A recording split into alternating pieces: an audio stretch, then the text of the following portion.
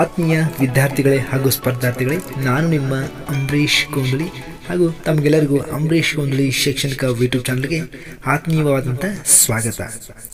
ಮಕ್ಕಳೇ, ನೀವು ನನ್ನ ಚಾನಲ್ನ ಇನ್ನೂ ಸಬ್ಸ್ಕ್ರೈಬ್ ಆಗಿಲ್ವಾ? ಹಾಗಾದರೆ ಇಲ್ಲಿ ಕಾಣುವಂಥ ಒಂದು ಸಬ್ಸ್ಕ್ರೈಬ್ ಬಟನ್ನ ತಪ್ಪದೆ ಕ್ಲಿಕ್ ಮಾಡಿರಿ. ಹಾಗೆ ಪಕ್ಕದಲ್ಲಿ ಕಾಣುವಂಥ ಬೆಲ್ ಐಕಾನ್ ಕೂಡ ಕ್ಲಿಕ್ ಮಾಡಿರಿ. ಯಾಕೆ ನಾನು ಮುಂದೆ ಮಾಡುವಂಥ ಎಲ್ಲ ಶೈಕ್ಷಣಿಕ ವಿಡಿಯೋಗಳ ಮೊದಲ ಒಂದು ನೋಟಿಫಿಕೇಶನ್ ತಲುಪಬೇಕಾದ್ರೆ ಆ ಸಬ್ಸ್ಕ್ರೈಬ್ ಬಟನ್ನ ತಪ್ಪದೆ ಕ್ಲಿಕ್ ಮಾಡಿರಿ. ಹಾಗೂ ನಿಮ್ಮ ಎಲ್ಲ ಸ್ನೇಹಿತರು ಕೂಡ ಒಂದು ವಿಡಿಯೋನ ಶೇರ್ ಮಾಡಿರಿ. ತುಳಸಿ के दो ತುಳಸಿದಾಸರ 2 ಸಾಲಿನ ಪದ್ಯಗಳನ್ನ ನಾವು ಹೇಳ್ತೀವಿ. ದೋ ಅಂತ ಹೇಳ್ತೀವಿ. ಅವ್ರು ಮಾಡ್ತಿದ್ರು ಪದ್ಯವನ್ನು ರಚನೆ ಮಾಡ್ಕೊಂಡು 2 ಸಾಲುಗಳನ್ನು ರಚನೆ ಮಾಡ್ತಿದ್ರು. 2 ಸಾಲುಗಳನ್ನು ರಚನೆ ಮಾಡ್ತಿದ್ರಲ್ಲ, ಆ ಕಾರಣಕ್ಕೆ ಅಂತ ಹೇಳ್ತಾರೆ ದೋಯೆ ಅಂತ ಕರೀತಾರೆ. ಅಂದ್ರೆ ತುಳಸಿದಾಸರ 2 ಸಾಲಿನ ಪದ್ಯ ಅಥವಾ ತುಳಸಿದಾಸಕ್ಕೆ ದೋಯೆ ಅಂತ ನಾವೇ ತಿಳ್ಕೊಬೇಕು. ಹಾಗಾದ್ರೆ ದೋಯೆ ಅಂತ ತಿಳ್ಕೊಬೇಕ್ರಿ, 2 ಸಾಲಿನ ಪದ್ಯ ಅಂತ ತಿಳ್ಕೊಬೇಕು. ಹಾಗಾದ್ರೆ ಈ ತುಳಸಿದಾಸರ ಒಂದು ಪದ್ಯವನ್ನು ಬರೆದಂತ ಅಂದ್ರೆ ಅವರ ಗೋಸ್ವಾಮಿ ತುಳಸಿದಾಸರು ತಮ್ಮ ಪದ್ಯವನ್ನು ಅಂದ್ರೆ परिचय नोटकरें. गोस्वामी तुलसीदास सन 1532 से 1623 तक कालावधि है. गोस्वामी तुलसीदास हिंदी साहित्य के भक्ति काल की राम भक्ति शाखा के प्रमुख कवि है. ಈ ಗೋಸ್ವಾಮಿ ತುಳಸಿದಾಸ್ ಅವರು ಏನಪ್ಪಾ ಅಂದ್ರೆ ಹಿಂದಿ ಸಾಹಿತ್ಯದಲ್ಲಿ ಬರುವಂತ ಭಕ್ತಿ ಕಾಲದಲ್ಲಿ ಬರುವಂತ ರಾಮ ಭಕ್ತಿ ಶಾಖೆಯಲ್ಲಿ ಬರುವಂತ ಒಬ್ಬ ಪ್ರಮುಖ ಕವಿ ಯಾರಪ್ಪ ಅಂದ್ರೆ ಈ ತುಳಸಿದಾಸರು ಅಂತ. ಅಂದ್ರೆ ಇವರು ರಾಮನ ಅನನ್ಯ ಭಕ್ತರಾಗಿರ್ತಾರೆ. ಅಥವಾ ಇವರ ಕೀರ್ತನೆಗಳು ಧ್ವನಿಗಳು ಯಾರ ಬರೆಯಲ್ಪಟ್ಟಿರ್ತಪ್ಪ ಅಂದ್ರೆ ರಾಮನ ಮೇಲೆ ಬರೆಯಲ್ಪಟ್ಟಿರ್ತಾವು. ಅಂದ್ರೆ ಅವರ ರಾಮನ ಒಬ್ಬ ಅನನ್ಯ ಭಕ್ತರಂತ ಅಂದ್ರೆ ಶ್ರೇಷ್ಠ ಭಕ್ತರಾಗಿರ್ತಾರೆ ಇವರು. तुलसीदास का जन्म सन 1532 में उत्तर प्रदेश के राजापुर में हुआ था. ये तुलसीदास जन्म पंद्रह सन 1532 में ಅಂದ್ರೆ ಕ್ರಿಸ್ತಶಕ 1530 ಉತ್ತರ ಪ್ರದೇಶದಲ್ಲಿ ಬರುವಂತ ರಾಜಾಪುರ ಅನ್ನುವಂತ ಒಂದು ಊರೊಳಗ ಇವರು ಜನಿಸ್ತಾರೆ. ಅಲ್ರಿ ಕ್ರಿಸ್ತಶಕ 1532 ಉತ್ತರ ಪ್ರದೇಶದಲ್ಲಿ ಬರುವಂತ ರಾಜಾಪುರ ಅನ್ನುವಂತ ಒಂದು ಊರೊಳಗ ಇವರು ಜನಿಸ್ತಾರೆ. उनके पिता का नाम आत्माराम. तुलसीदासर ತಂದೆ ಹೆಸರು ಅಂದ್ರೆ ಆತ್ಮಾರಾಮ. ಹಾಗೆ ಅವ್ರ ಮಾತಾ का तुलसी था. ತಂದೆ ಹೆಸರು ಆತ್ಮಾರಾಮ ಮತ್ತೆ ಇವರ ತಾಯಿ ಹೆಸರು ಅಂದ್ರೆ तुलसी ಅಂತ ಇತ್ತು. कहा जाता है कि जब तुलसीदास जी का जन्म हुआ तब उन्होंने राम नाम का उच्चारण किया था. ಇದು ಏನು ಹೇಳಾಕ್ತಪ್ಪ ಅಂದ್ರೆ ಹಿಂದೆ ಏನು ಹೇಳಿದ್ರಪ್ಪ ಅಂದ್ರೆ ಯಾವಾಗ ಈ ತುಳಸಿದಾಸ ಜನಿಸ್ತಾರಲ್ಲ ಅವ್ರು ಜನಿಸಿದ ತಕ್ಷಣ ಏನ್ ಮಾಡ್ತಾರ ಅಂದ್ರೆ ರಾಮನಾಮವನ್ನು ಸ್ಮರಣೆ ಮಾಡ್ತಾರಂತ. ಈಗ ಹುಟ್ಟಿದಂತ ಮಗು ಅಂದ್ರೆ ತುಳಸಿದಾಸನ ಹುಟ್ಟಿರ್ತಾರ ಅವ್ರು ಯಾವ್ದನ್ನು ಜಪ ಮಾಡ್ತಾರಪ್ಪ ಅಂದ್ರೆ ರಾಮನಾಮವನ್ನು ಜಪ ಮಾಡ್ತಾರಂತಂದ್ರೆ ರಾಮ್ ಅಂತ ಏನ್ ಮಾಡ್ತಾರಂದ್ರೆ ಜಪ ಮಾಡ್ತಾರಂತ. ಯಾರೇ ತುಳಸಿದಾಸ ಹುಟ್ಟಿದ ತಕ್ಷಣ ಏನ್ ಮಾಡ್ತಾರೋ ರಾಮ್ ನಾಮ ಅಂತೇಳಿ ಅವ್ನು ಸ್ಮರಣೆಯನ್ನು ಮಾಡ್ತಾರಂತ. इसलिए उनके बचपन का नाम राम बोला पड़ा. ನೋಡ್ರಿ ಅವೇನು ರಾಮನಾಮವನ್ನು ಜಪ ಮಾಡ್ತಾರಲ್ಲ ಅವನ ಕಾರಣಕ್ಕಾಗಿ ಇವ್ರನ್ನ ಬಾಲ್ಯದಲ್ಲಿ ಅಥವಾ ಚಿಕ್ಕವದಾಗ ಹೆಸರು ಏನ್ ಕರಿತಾ ಇದ್ರು ಅಂದ್ರೆ ರಾಮ್ ಬೋಲಾ ಅಂತೇಳಿ ಕರಿತಾ ಇದ್ರು. ಅದೇ ಹೆಸರು ಏನಪ್ಪ ಇವ್ರಿಗೆ ಬಿದ್ದು ಬಿಡ್ತದ ಅಂತ. ಅಂದ್ರೆ ಬಾಲ್ಯದಲ್ಲಿ ಹೆಸರು ಏನ್ ಬರ್ತೈತಿ ರಾಮ್ ಬೋಲಾ ಅಂತೇಳಿ ಬಿದ್ದು ಬಿಡ್ತತಿ. ಪಡ ಅಂದ್ರೆ ಬಿದ್ದು ಬಿಡ್ತು. ತುಳಸಿದಾಸ್ ಭಗವಾನ್ ರಾಮ್ ಕೆ ಅನನ್ಯ ಭಕ್ತತೆ. ನೋಡ್ರಿ ತುಳಸಿದಾಸರ ಒಬ್ಬ ಅನನ್ಯ ದೈವ ಯಾರಪ್ಪ ಅಂದ್ರೆ ರಾಮನಾಗಿರ್ತಾನ. ರಾಮನ ಬಗ್ಗೆ ಏನ್ ಮಾಡ್ತಾರ ಇವರು ಹಲವಾರು ದೋಯಗಳನ್ನ ಬರೀತಾರೆ. ಅಂದ್ರೆ ಇವರ ಒಂದು ಆರಾಧ್ಯ ದೈವ ಯಾರಪ್ಪ ಅಂದ್ರೆ ತುಳಸಿದಾಸರ ಒಂದು ಆರಾಧ್ಯ ದೈವ ಇದ್ರಿ ಶ್ರೀರಾಮ ಇವರು ಆರಾಧ್ಯ ದೇವ ಆಗಿರ್ತಾರಂತ. उनकी प्रमुख रचनाएं है. ನೋಡಿ ತುಳಸಿದಾಸರು ರಚಿಸುವಂತ ಹಲವಾರು ಕೃತಿಗಳು ರಚನೆಗಳು ನೋಡಿ. ರಾಮಚರಿತ ಮಾನಸ ನೋಡಿ ಇದು ತುಳಸಿದಾಸರು ರಚಿಸುವಂತ ಒಂದು ಶ್ರೇಷ್ಠ ಕೃತಿ. विनय पत्रिका, गीतावली, दोहावली, कवितावली आदि रचिಸುವಂತ ಶ್ರೇಷ್ಠ ಕೃತಿಗಳು. सन 1623 को काशी में उनका देहांत हुआ. ತಿಳ್ಕೊತಾರಪ್ಪ ಕ್ರಿಸ್ತಶಕ 1623 ಇವರು ಕಾಶಿ ಒಳಗ ನಿಧನವನ್ನ ಹೊಂದ್ತಾರಂತ. इन दोहे के द्वारा छात्र अच्छे कर्म और नैतिकता से जीवन बिताने की सीख प्राप्त कर सकते हैं. और उन पद्यದ ಮುಖಾಂತರ ಅಥವಾ ಈ ಪದ್ಯವನ್ನು ತಿಳ್ಕೊಳ್ಳೋದ್ರಿಂದ ಏನು ಕಲಿಬಹುದು ಅಂದ್ರೆ इस दोहे के द्वारा ಈ ದೋಹೆಯ ಮುಖಾಂತರ ಅಥವಾ ಈ 2 ಸಾಲಿನ ಪದ್ಯದ ಮುಖಾಂತರ ಮಕ್ಕಳು ಏನು ತಿಳ್ಕೊತಾರಪ್ಪ ಅಂದ್ರೆ ಒಳ್ಳೆಯ ಕೆಲಸಗಳನ್ನು ಮಾಡೋದನ್ನ ಕಲಿತಾರಂತ. ಅಂದ್ರೆ ಒಳ್ಳೆಯ ಕರ್ಮ ಅಂದ್ರೆ ಒಳ್ಳೆಯ ಕೆಲಸವನ್ನು ಮಾಡೋದನ್ನ ಕಲಿತಾರಂತ. ಹಾಗೆ ಅದಷ್ಟೇ ನೈತಿಕತಾ से जीवन बिताने की ಅಂದ್ರೆ ನೈತಿಕತೆಯಿಂದ ಅಥವಾ ಒಳ್ಳೆತನದಿಂದ ಜೀವನವನ್ನು ಕಳೆಯುವಂತ ಕೂಡ ಏನ್ ಮಾಡ್ತಾರೆ ಈ ಒಂದು ಪದ್ಯವನ್ನು ತಿಳ್ಕೊಳ್ಳೋದ್ರ ಮುಖಾಂತರ ಮಕ್ಕಳು ಕಲಿತಾರಂತ. ಅಂದ್ರೆ ಒಳ್ಳೆಯ ರೀತಿಯಲ್ಲಿ ಜೀವನವನ್ನು ನಡೆಸುವಂತ ಈ ಪದ್ಯದ ಮುಖಾಂತರ ನಾವೆಲ್ಲ ತಿಳ್ಕೊಳ್ತೇವೆ. तुलसीदास जी ने इन दोहे में मुखिया के लक्षण, संत का स्वभाव आदि पर प्रकाश डाला है. तुलसीदास ಅವರು ಈ ಪದ್ಯದಲ್ಲಿ ಯಾವುದ್ರ ಮೇಲೆ ಬೆಳೆದನ್ನು ಚೆಲ್ಲಿದಾರೆ ಅಂದ್ರೆ ಯಾವುದನ್ನು ತಿಳಿಸಕ್ಕೆ ಹೋಗ್ತಾರೆ ಅಂದ್ರೆ ಮುಖಿಯಾ के लक्षण ಅಂದ್ರೆ ಒಬ್ಬ ಮುಖಂಡನ ಅಥವಾ ಒಬ್ಬ ನೇತನ ಲಕ್ಷಣಗಳನ್ನ ತಿಳಿಸಕ್ಕೆ ಹೋಗ್ತಾರಂತ. ಹಾಗೆ ಸಂತ का स्वभाव ಒಬ್ಬ ಸಂತನ ಸ್ವಭಾವವನ್ನು ಕೂಡ ಏನ್ ಮಾಡ್ತಾರೆ ಈ ಪದ್ಯದ ಮುಖಾಂತರ ತಿಳಿಸ್ತಾ ಇದ್ದಾರೆ. ಪ್ರಕಾಶ್ ದಾದಾ ಅಂದ್ರೆ ಒಮ್ಮೆ ಬೆಳಗನ್ನು ಚೆಲ್ಲಿದಾರ ಅಂದ್ರೆ ಒಬ್ಬ ಮುಖಂಡ ಯಾವ ರೀತಿ ಇರಬೇಕು ಮತ್ತೆ ಒಬ್ಬ ಸಂತ ಅಂದ್ರೆ ದೇವರ ನಾಮಸ್ಮರಣೆ ಮಾಡುವಂತ ಸಂತ ಸಮಾಜದಲ್ಲಿ ಯಾವ ರೀತಿ ಇರಬೇಕು ಅನ್ನೋದನ್ನು ಕೂಡ ಏನ್ ಮಾಡ್ಯಾರ ಈ ಒಂದು ದೋಹೆ ಮುಖಾಂತರ ನಿಮಗೆ ತಿಳಿಸ್ಕೊಡ್ತಾರೆ. साथ ही उन्हें दया धर्म का महत्व अभिमान, त्याग, विवेक युक्त व्यवहार, राम पर विश्वास, राम नाम जप इत्यादि का बखान करते हुए सुझाव दिया है कि इंसान को नीतियुक्त जीवन बिताना चाहिए। आ संतನ ಮತ್ತು ಮುಖಂಡನ ಮಾಹಿತಿ ಅಷ್ಟು ಕೊಡೋದ್ರ ಮತ್ತೆ ಮಾಡ್ಕೊಂಡ್ರೆ ದಯಾ ಧರ್ಮಕ ಮಹತ್ವ ಅಂದ್ರೆ ದಯೆ ಮತ್ತು ಧರ್ಮದ ಮಹತ್ವವನ್ನು ಕೂಡ ಮಾಡಲು ಈ ಪದ್ಯದ ಮುಖಾಂತರ ನಮಗೆಲ್ಲ ತಿಳಿಸ್ಕೊಡ್ತಾರೆ। ಹಾಗೆ ಅಭಿಮಾನ ಮತ್ತು ಅಭಿಮಾನ ಕೂಡ ಮಾಡ್ತಪ್ಪ ಅಂದ್ರೆ ಈ ಪದ್ಯದ ಮುಖಾಂತರ ತಿಳಿಸ್ಕೊಡ್ತಾರೆ। ತ್ಯಾಗ, ವಿವೇಕಯುಕ್ತ ವ್ಯವಹಾರ ಮತ್ತು ತ್ಯಾಗ ಮತ್ತು ಒಂದು ಒಳ್ಳೆಯ ಜನದಪ್ಪ ವಿವೇಕಯುಕ್ತ ವ್ಯವಹಾರಕ್ಕೆ ಕೂಡ ಮಾಡ್ತಪ್ಪ ಅಂದ್ರೆ ಈ ಪದ್ಯದ ಮುಖಾಂತರ ನಮಗೆಲ್ಲ ತಿಳಿಸ್ಕೊಡ್ತಾರೆ। ವಿವೇಕಯುಕ್ತ ವ್ಯವಹಾರ ಅಂದ್ರೆ ಒಳ್ಳೆಯ ವ್ಯವಹಾರಗಳನ್ನು ಕೂಡ ಏನು ಮಾಡ್ತಾರೆ ಈ ಪದ್ಯದ ಮುಖಾಂತರ ತಿಳಿಸ್ಕೊಡ್ತಾರೆ। राम पर विश्वास ನಾವು ಮತ್ತೆ ತಿಳಿಸ್ಕೊಡ್ತಾರಪ್ಪ ಅಂದ್ರೆ ರಾಮನ ಮೇಲೆ ವಿಶ್ವಾಸ ಇಡುವುದನ್ನು ಕೂಡ ಏನು ಮಾಡ್ತೀವಿ ಪದ್ಯದ ಮುಖಾಂತರ ತಿಳಿಸ್ಕೊಡ್ತಾರೆ। ಹಾಗೆ ರಾಮ ನಾಮ ಜಪ ಅಂದ್ರೆ ರಾಮ ನಾಮವನ್ನು ಕೂಡ ಏನು ಮಾಡಬೇಕು ನಾವು ಜೀವನದುದ್ದಕ್ಕೂ ಜಪವನ್ನು ಮಾಡಬೇಕು ಅಥವಾ ಅವನ ಸ್ಮರಣೆ ಮಾಡಬೇಕು ಅನ್ನೋದನ್ನು ಕೂಡ ಏನು ಮಾಡ್ತಾರೆ ಈ ಪದ್ಯದ ಮುಖಾಂತರ ಅವರು ತಿಳಿಸ್ಕೊಡ್ತಾ ಇದ್ದಾರೆ। ಬಖಾನ್ करते हुए ಅಂದ್ರೆ ಬಖಾನ್ ಅಂದ್ರೆ ಆ ರಾಮನಾಮನ ವರ್ಣನೆ ಮಾಡೋದು, ಬಖಾನ್ ಅಂದ್ರೆ ವರ್ಣನೆ ಮಾಡೋದು, ಇದನ್ನು ಕೂಡ ಏನು ಮಾಡ್ತಾರೆ ಈ ಒಂದು ದೋಹೆ ಮುಖಾಂತರ ತಿಳಿಸ್ಕೊಡ್ತಾರೆ। सुझाव दिया है कि इंसान को नीतियुक्त जीवन बिताना चाहिए। सुझाव ಏನು ಸಲಹೆ ಕೊಡ್ತಾರಪ್ಪ ಅಂದ್ರೆ ಈ ಪದ್ಯದ ಮುಖಾಂತರ ಮೇಲೆ ಏನು ಸಲಹೆ ಕೊಡ್ತಾರಪ್ಪ ಅಂದ್ರೆ ಮನುಷ್ಯನಿಗೆ ಅಥವಾ ಒಬ್ಬ ವ್ಯಕ್ತಿಗೆ ನೀತಿಯುತ ಅಥವಾ ಒಂದು ಒಳ್ಳೆಯ ರೀತಿಯಿಂದ ಜೀವನ ನಡೆಸೋದನ್ನ ಏನು ಮಾಡ್ತಾರೋ ಈ ಪದ್ಯದ ಮುಖಾಂತರ ತಿಳಿಸ್ಕೊಡ್ತಾರೆ।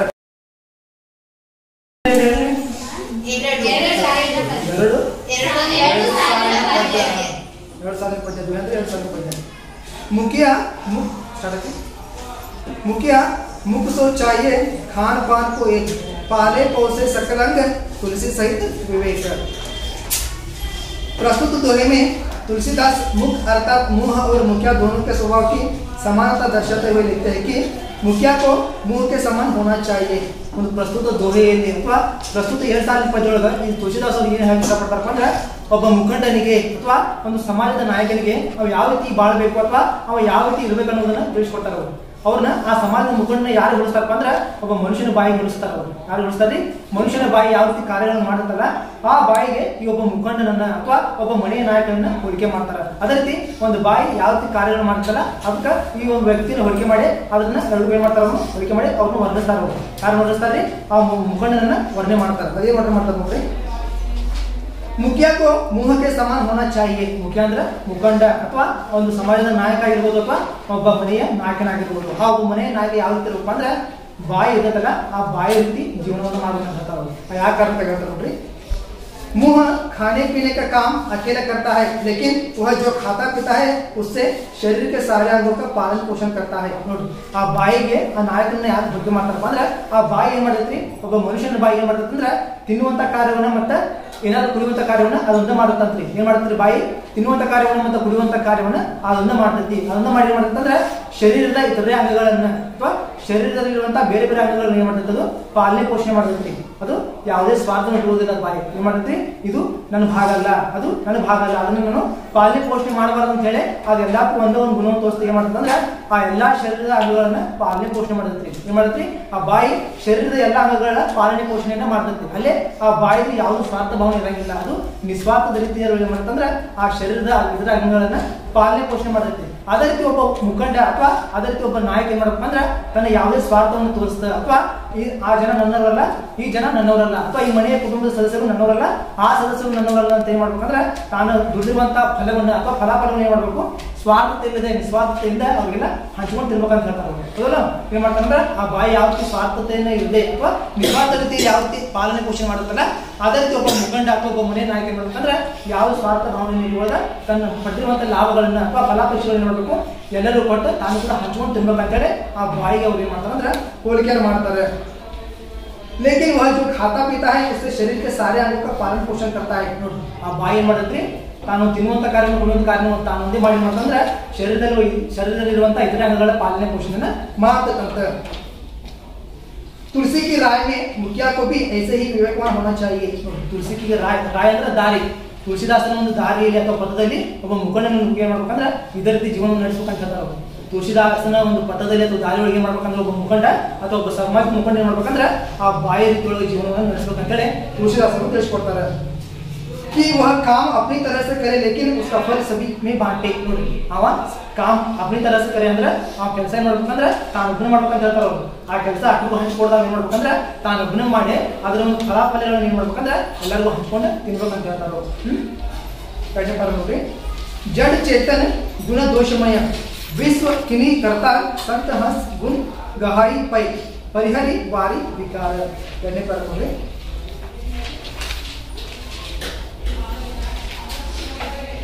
प्रस्तुत दोहे में तुलसीदास हंस पक्षी के साथ संत की तुलना करते हुए उसके स्वभाव का परिचय देते हैं। ಇನ್ನೊಂದು ಕಾರಣದಲ್ಲಿ ಯಾವುದು ಬೇಕಾದಪ್ಪ ಅಂದ್ರೆ ಒಬ್ಬ ಸಂತನ ಯಾವುದು ಹೋಲಿಕೆ ಮಾಡಪ್ಪ ಅಂದ್ರೆ ಒಂದು ಹಂಸ ಪಕ್ಷಿ ಹೋಲಿಕೆ ಮಾಡ್ತಾರೆ ಅವರು। ತುಳಸಿದಾಸ್ ಏನ್ ಮಾಡ್ತಾರಪ್ಪ ಅಂದ್ರೆ ಒಬ್ಬ ಸಂತನನ್ನ ಅಥವಾ ದೇವರ ಜಪ ಮಾಡುವಂತ ವ್ಯಕ್ತಿನ ಯಾವುದು ಹೋಲಿಕೆ ಮಾಡಿದ್ರೆ ಅಂದ್ರೆ ಒಂದು ಹಂಸ ಪಕ್ಷಿಗೆ ಹೋಲಿಕೆ ಮಾಡ್ಯಾರ। उसके स्वभाव का परिचय देते हैं ಅಂದ್ರೆ ಆ ಸಂತ ವ್ಯಕ್ತಿಯ ಸ್ವಭಾವವನ್ನು ಪರಿಚಯ ಮಾಡ್ತಾರೆ। सृष्टिकर्ता ने इस संसार को जड़ चेतन और गुण दोष मिलाकर बनाया है। सृष्टिकर्ता ಅಂದ್ರೆ ದೇವರು ಏನ್ ಮಾಡ್ರಪ್ಪ ಅಂದ್ರೆ ಈ ಸೃಷ್ಟಿಯನ್ನ ಅಥವಾ ಈ ಜಗತ್ತನ್ನ ಯಾವಾಗಲಿಂದ ತಯಾರು ಮಾಡ್ರಪ್ಪ ಅಂದ್ರೆ ಜಡ ಚೇತನ ಅಂದ್ರೆ ಜೀವ ನಿರ್ಜೀವಗಳಿಂದ ತಯಾರು ಮಾಡಿದಂತ ಏನ್ ಮಾಡ್ರಿ ಈ ಸೃಷ್ಟಿ ಒಳಗೆ ಏನೈತಿ ನಿರ್ಜೀವನೂ ಐತಿ ಮತ್ತೆ ನಿರ್ಜೀವನೂ ಐತಿ। ಅದಷ್ಟೇ ಅಲ್ಲ ಗುಣ ದೋಷ ಮಿಲಾಕರ್ ಗುಣಗಳನ್ನು ಮತ್ತು ದೋಷವನ್ನು ಕೂಡಿಸಿದ ಅಂದ್ರೆ ಈ ಒಂದು ಸೃಷ್ಟಿಯನ್ನ ನಿರ್ಮಾಣ ಮಾಡ್ಯಾನ ಅಥವಾ ಈ ಒಂದು ಜಗತ್ತನ್ನ ಯಾವುದರಿಂದ ನಿರ್ಮಾಣ ಮಾಡಪ್ಪ ಅಂದ್ರೆ ಜೀವಿ ನಿರ್ಜೀವಿಗಳು ಮತ್ತು ದೋಷ ಗುಣದೋಷಗಳಿಂದ ನಿರ್ಮಾಣ ಅಂದ್ರೆ ಈ ಒಂದು ಜಗತ್ತನ್ನ निर्माण ಮಾಡ್ಯಾನಂತ। अर्थात इस संसार में अच्छे बुरे समझ ना समझ के रूप में अनेक गुण दोष भरे हुए हैं। ಅಂದ್ರೆ ಇದರ ಅರ್ಥ ಅಥವಾ ಇದರ ತಾತ್ಪರ್ಯ ಅಂದ್ರೆ ಜೀವ ನಿರ್ಜೀವ ಗುಣ ಮತ್ತು ದೋಷ ಇದರ ಒಂದು ಅರ್ಥ ಏನಪ್ಪ ಅಂದ್ರೆ ಈ ಸಂಸಾರ में ಅಂದ್ರೆ ಈ ಜಗತ್ತಿನಲ್ಲಿ ಏನಪ್ಪ ಅಂದ್ರೆ अच्छे बुरे ಅಂದ್ರೆ ಕೆಟ್ಟವರು ಒಳ್ಳೆಯವರು ಅದಾರಂತ। ಅಂದ್ರೆ ಈ ಸೃಷ್ಟಿಯಲ್ಲಿ ಅಥವಾ ಈ ಜಗತ್ತಿನಲ್ಲಿ ಎಂತ ಜನ ಅದಾರಪ್ಪ ಅಂದ್ರೆ ಕೆಟ್ಟವರು ಅದಾರು ಮತ್ತು ಒಳ್ಳೆ ಜನ ಅದಾರಂತ। ಸಮಜ್ ನಾ ಸಮಜ್ ತಿಳುವಳಿಕೆ ಇದ್ದವರು ತಿಳುವಳಿಕೆ ಇರದೇ ಇರುತ್ತಾರು। ಸಮಜ್ ಅಂದ್ರೆ ತಿಳುವಳಿಕೆ ಉಳ್ಳವರು, ನಾ ಸಮಜ್ ಅಂದ್ರೆ ತಿಳುವಳಿಕೆ ಇರದೇ ಇರುವಂತ ಜನರು ಕೂಡ ಇರ್ತಾರೆ ಈ ಸಮಾಜದಲ್ಲಿ ಅಥವಾ ಈ ಸೃಷ್ಟಿ ಒಳಗದ ಅಂತ ಹೇಳ್ತಾರೆ। रूप में अनेक गुण दोष भरे हुए ಅಂದ್ರೆ ಆ ಒಂದು ರೂಪದಲ್ಲಿ ಅಥವಾ ಒಂದು ಆ ಸೃಷ್ಟಿ ಒಳಗೆ ಅಂದ್ರೆ ಎಲ್ಲಾ ರೂಪಗಳನ್ನು ಒಳಗೊಂಡಿರುವಂತ ಜನ ಈ ಸಮಾಜದಲ್ಲಿ ಅಥವಾ ಈ ಸೃಷ್ಟಿಯಲ್ಲಿ ಅದರ ಅಂತ ಹೇಳ್ತಾರೆ। लेकिन हंस रूप की साधु लोग विकारों को छोड़कर अच्छे गुणों को अपनाते हैं। आದ್ರೆ ಎಂತ ಜೀವಿ ನಿರ್ಜೀವಿದ್ರು ಅಥವಾ ಗುಣ ದೋಷಗಳಿದ್ರು ಅದನ್ನೆಲ್ಲ ಸೈಡ್ ಕ್ಲಿಯರ್ ಮಾಡ್ತಕ್ಕಂಥ ಸಂತ ಜನ ಸಾಧು ಜನ ಏನ್ ಮಾಡ್ತಾರಪ್ಪ ಅಂದ್ರೆ ಹಂಸ ಯಾವ ರೀತಿ ಸ್ಪಷ್ಟವಾಗಿ ಬೆಳೆ ಆಪಾದನೆ ಇರ್ತಾರ ಅದೇ ರೀತಿ ಶುದ್ಧ ಮನಸ್ಸನ್ನ ಅಥವಾ ಅದೇ ರೀತಿ ಬೆಳ್ಳಿ ಶುದ್ಧ ಮನಸ್ಸನ್ನು ಏನ್ ಮಾಡ್ತಂದ್ರೆ ಒಳ್ಳೆಯ ಗುಣಗಳನ್ನು ಮಾತ್ರ ಏನ್ ಮಾಡ್ತಾನೆ ವ್ಯಕ್ತಿ ತನ್ನದಾಗಿಸ್ಕೊಳ್ತಾನೆ। ಏನ್ ಮಾಡ್ತಾನೆ ಸಾಧು ವ್ಯಕ್ತಿ ಅಥವಾ ಸಂತ ವ್ಯಕ್ತಿ ಮಾಡ್ತಂದ್ರೆ ಒಳ್ಳೆಯ ಗುಣಗಳನ್ನು ಮಾತ್ರ ತನ್ನದಾಗಿಸ್ಕೊಳ್ತಾನೆ ಹೌದಲ್ರಿ। ಅದಕ್ಕಾಗಿ ಏನಾಗ್ತಂದ್ರೆ ಆ ವ್ಯಕ್ತಿ ಅಥವಾ ಸಂತ ಅಥವಾ ಬೇರೆ ವ್ಯಕ್ತಿ ಏನ್ ಮಾಡ್ಬೇಕಂದ್ರೆ ಆ ಸಮಾಜದಲ್ಲಿ ಅಥವಾ ಸೃಷ್ಟಿಯಲ್ಲಿ ಇರುವಂತಹ ಕೆಟ್ಟ ಗುಣಗಳನ್ನು ಬಿಟ್ಟು ಒಳ್ಳೆಯ ಗುಣಗಳನ್ನು ಮಾತ್ರ ನಾವು ಮಾಡೋದು ನಮ್ಮದಾಗಿಸ್ಕೊಳ್ಬೇಕಂತ ಹೇಳ್ತಾರೆ। दया धर्म का मूल है, पाप मूल अभिमान। तुलसी दया न चांडिए जब लग घट में प्राण। मूल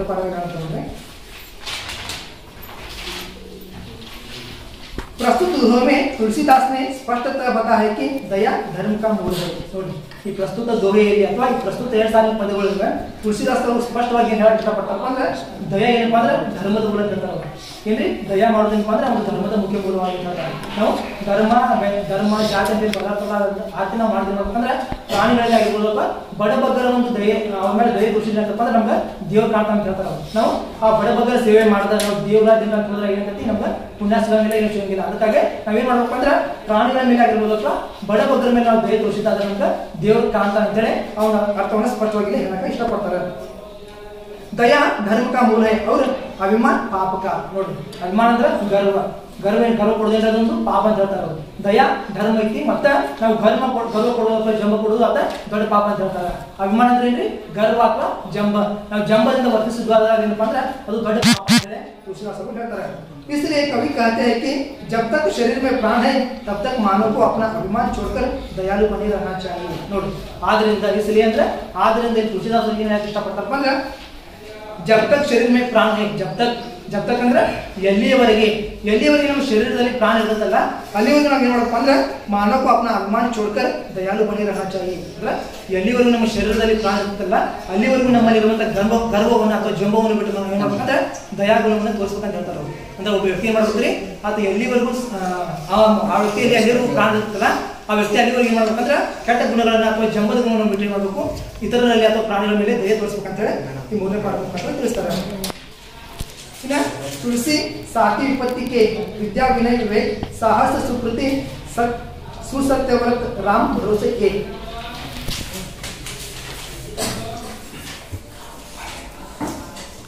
प्रस्तुत दोहे में तुलसीदास जी कह रहे हैं कि मनुष्य पर जब विपत्ति पड़ती है तब विद्या विनय तथा विवेक ही उसका साथ निभाते हैं। प्रस्तुत दोहे प्रस्तुत 2 ಸಾಲಿನ ಪದಗಳಲ್ಲಿ ಈ ತುಳಸಿದಾಸ್ ಅವರು ಏನು ಹೇಳಕ್ಕೆ ಇಷ್ಟಪಡ್ತಾರಪ್ಪ ಅಂದ್ರೆ ಮನುಷ್ಯ पर जब विपत्ति पड़ती है ಅಂದ್ರೆ ಮನುಷ್ಯನಿಗೆ ಯಾವಾಗಾದ್ರೂ ಆಪತ್ಕಾಲ ಬಂದಾಗ ಅಥವಾ ತೊಂದರೆ ಉಂಟಾದಾಗ ಆತನ ಸಹಾಯ ಯಾವ ಮಾಡ್ತಪ್ಪ ಅಂದ್ರೆ ಮನುಷ್ಯನಿಗೆ ತೊಂದರೆ ಉಂಟಾದಾಗ ಅಥವಾ ಆತನಿಗೆ ಯಾವಾಗಾದ್ರೂ ಆಪತ್ತು ಉಂಟಾದಾಗ ಅವನಿಗೆ ಸಹಾಯ ಯಾವ ಮಾಡ್ತಪ್ಪ ಅಂದ್ರೆ ವಿದ್ಯಾ ವಿನಯ ತಥಾ ವಿವೇಕಿ उसका साथ निभाते हैं ಅಂದ್ರೆ ಆತನ ಜೊತೆಯನ್ನು ನಿಭಾಯಿಸ್ತಾರೆ. ಯಾವ್ರಿ ಆತನ ಜೊತೆ ಬರುವಂತ ಅಂದ್ರೆ ವಿದ್ಯೆ ಅಂತ ಅಂದ್ರೆ ಮನುಷ್ಯನಿಗೆ ಆಪತ್ತು ಬಂದಾಗ ಆತನಿಗೆ ಯಾವ ದಾರಿ ತೋರಿಸ್ತಂದ್ರೆ ವಿದ್ಯೆ ಆತನಿಗೆ ದಾರಿ ತೋರಿಸ್ತಂತ. ಅದಷ್ಟೇ ಅಲ್ಲ ವಿನಯ ತಥಾ ವಿವೇಕ್ ನೋಡ್ರಿ ವಿದ್ಯೆ ಅಷ್ಟೇ ಅಲ್ಲ ವಿವೇಕ ಮತ್ತು ವಿನಯ ತೋರಿ ಮಾಡ್ತಪ್ಪ ಅಂದ್ರೆ ಅವಾಗ ಆತನಿಗೆ ಒಂದು ಒಳ್ಳೆ ಮಾರ್ಗವನ್ನು ತೋರಿಸ್ತಾವ. ಯಾವಾಗ ಆತನಿಗೆ ಕಷ್ಟ ಕಾಲ ಬಂದಾಗ ವಿದ್ಯೆ ವಿವೇಕ ಮಾಡ್ತಾವ ಅಂದ್ರೆ ಆತನಿಗೆ ಒಂದು ಒಳ್ಳೆ ಮಾರ್ಗವನ್ನು ಅಥವಾ ಒಳ್ಳೆಯ ಪಥವನ್ನ ತೋರಿಸ್ತಾವಂತ. साथ निभाते हैं ಅಂದ್ರೆ ಆತನ ಜೊತೆ ಬರ್ತಾವಂತ ಯಾವಾಗ ಕಷ್ಟ ಕಾಲದಲ್ಲಿ. जो राम पर भरोसा करता है वह साहसी सत्यव्रती और सुकृतवान बनता है. ನೋಡಿ ಯಾವ ವ್ಯಕ್ತಿ ರಾಮನ ಮೇಲೆ ಭರವಸೆ ಹೊಂದಾನ ಅಥವಾ ರಾಮನ ಬಗ್ಗೆ ಯಾರು ಜಪಿಸ್ತಾರಲ್ಲ ಆ ವ್ಯಕ್ತಿ ಏನ್ ಮಾಡ್ತಪ್ಪ ಅಂದ್ರೆ ಆತ ಸಾಹಸಗಾರ ಆಗ್ತಾನಂತ. ನೋಡ್ರಿ ರಾಮನಲ್ಲಿ ಭರವಸೆ ಇರುವಂತ ವ್ಯಕ್ತಿ ಏನಂತ ಒಬ್ಬ ಸಾಹಸ ವ್ಯಕ್ತಿ ಆಗ್ತಾನಂತ. ಸಾಹಸ ವ್ಯಕ್ತಿ ಅಷ್ಟೇ ಅಲ್ಲ ಅವ ಸತ್ಯವಾದಿ ಆಗ್ತಾನಂತ. ಆ ವ್ಯಕ್ತಿ ಏನ್ ಮಾಡ್ತಾನ್ರಿ ರಾಮನಲ್ಲಿ ಭರವಸೆ ಇರುವಂತ ವ್ಯಕ್ತಿ ಏನ್ ಮಾಡ್ತಾನಂದ್ರ ಸತ್ಯದ ಪಾಲನೆ ಮಾಡೋದಷ್ಟ ಏನ್ ಮಾಡ್ತಾನಂದ್ರ ಸತ್ಯವಾದಿ ಆಗ್ತಾನಂತ. ಅಷ್ಟೇ ಅಲ್ಲ ಏನ್ ಮಾಡ್ತಪ್ಪ ಅಂದ್ರೆ ಒಳ್ಳೆಯ ಕೆಲಸಗಾರ ಆಗ್ತಾನಂತ. ಸುಕೃತಗಾರ ಅಂದ್ರೆ ಒಳ್ಳೆಯ ಕೆಲಸಗಾರ. ಆ ವ್ಯಕ್ತಿ ಮಾಡ್ತಾನಂದ್ರ ರಾಮನಲ್ಲಿ ಭರವಸೆ ಇರುವಂತ ವ್ಯಕ್ತಿ ಮಾಡ್ತಾನೋ ಒಳ್ಳೆಯ ಕೆಲಸಗಾರನಾಗಿ ಮಾರ್ಪಡ್ತಾನಂತ. राम नाम मणि दीप धरु जिहि देहरी द्वार तुलसी भीतर बाहिरो जो चाहसी उजियार. प्रस्तुत दोहे के द्वारा तुलसीदास जी कहते हैं कि जिस तरह देहरी पर दिया रखने से घर के भीतर तथा आंगन में प्रकाश मिलता है उसी तरह राम नाम जपने से मानव की आंतरिक और बाह्य शुद्धि होती है. ನೋಡಿ ಇಲ್ಲೇ ತುಳಸಿದಾಸ್ ಅವರು ಏನು ಇಷ್ಟಪಡ್ತಪ್ಪ ಅಂದ್ರೆ ಒಂದು ಗೋಡೆ ಮೇಲೆ ನೋಡಿ ಅಡ್ಡ ಗೋಡೆ ಮೇಲೆ ನಾವು ದೀಪ ಇಟ್ಟಾಗ ಅದು ಹೊರಗಿನ ಸೈಡ್ ಮತ್ತು ಒಳಗಿನ ಸೈಡ್ ಯಾವ ರೀತಿ ಬೆಳಕನ್ನು ತೋರಿಸ್ತಲ್ಲ ಅದು ಬೆಳಕು ಹರಡ್ತದಲ್ಲ ಅದೇ ರೀತಿ ನೋಡಿ जिस तरह देहरी ಅಂದ್ರೆ ಗೋಡೆ ದೇಹರಿ ಅಂದ್ರೆ ಗೋಡೆ. ಆ ಗೋಡೆ ಮೇಲೆ ಏನ್ ಮಾಡ್ತಪ್ಪ ಅಂದ್ರೆ ದಿಯಾ ರಖನೆ ಸೆ ದಿಯಾ ಅಂದ್ರೆ ದೀಪ. ಆ ಗೋಡೆ ಮೇಲೆ ಏನ್ ಮಾಡ್ತಾವೆ ನಾವು ದೀಪ ಇಡ್ತೇವೆ. ದಿಯಾ ರಖನೆ ಸೆ घर के भीतर ಅಂದ್ರೆ ಒಳಗಡೆ घर के भीतर ಅಂದ್ರೆ ಮನೆಯ ಒಳಗಡೆ ತಥಾ आंगन में प्रकाश मिलता है. ಹಾಗೆಯೇ ತಥಾ ಅಂದ್ರೆ ಹಾಗೆ ಏನ್ ಮಾಡ್ತಾರೆ ಅಡ್ಡ ಗೋಡೆ ಮೇಲೆ ದೀಪ ಗಿಡ ಮಾಡ್ತದ್ರಿ ಮನೆಯ ಒಳಗಡೆ ಬೆಳಕ ಹರಡ್ತೈತಿ ಮತ್ತೆ ಮನೆ ಹೊರಗಡೆ ಅಂದ್ರೆ ಅಂಗಳದಲ್ಲಿ ಕೂಡ ಏನ್ ಮಾಡ್ತೈತೆ ಅದು ಬೆಳಕ ಹರಡ್ತದಂತ. उसी तरह राम नाम जपने से मानव की आंतरिक और बाह्य शुद्धि होती है. ನೋಡಿ ಅದೇ ರೀತಿ ಆ ಬೆಳಕು ಯಾವ ರೀತಿ ಬೀಳುತ್ತದೆ ಎರಡು ಸಲ ಅದೇ ರೀತಿ ನಾವು ರಾಮನಾಮವನ್ನು ಜಪ ಮಾಡಿದ್ರೆ ಅಥವಾ ರಾಮನಲ್ಲಿ ಭಕ್ತಿನ ಹೊಂದಿದ್ದಾದ್ರೆ ಏನಾಗ್ತದೆ ಅಂದ್ರೆ ನಮ್ಮ ಆಂತರಿಕ ಮತ್ತು ಬಾಹ್ಯ ಶುದ್ಧಿ ಆಗ್ತದೆ ಅಂತ ಹೇಳ್ತಾರೆ ಅವರು. ಒಂದು ದೀಪ ಅಡ್ಡಗೋಡೆ ಮೇಲೆ ಇಟ್ಟಿರುವಂತಹ ದೀಪ ಮನೆಯಲ್ಲಿ ಮತ್ತು ಅಂಗಳದಲ್ಲಿ ಯಾವ ರೀತಿ ಬೆಳಕನ್ನು ಹರಡ್ತದಲ್ಲ ಅದೇ ರೀತಿ ನಾವು ಏನಾದ್ರು ರಾಮನ ಬಗ್ಗೆ ಜ್ಞಾನವನ್ನು ಮಾಡಿದ್ದಾದ್ರೆ ಅಥವಾ ರಾಮನಲ್ಲಿ ಭರವಸೆ ಇಟ್ಟಿದ್ದಾದ್ರೆ ನಮ್ಮ ಆಂತರಿಕ ಮತ್ತು ಬಾಹ್ಯ ಶುದ್ಧಿ ಆಗ್ತದೆ ಅಂತ ಹೇಳಿ ತುಳಸಿದಾಸರು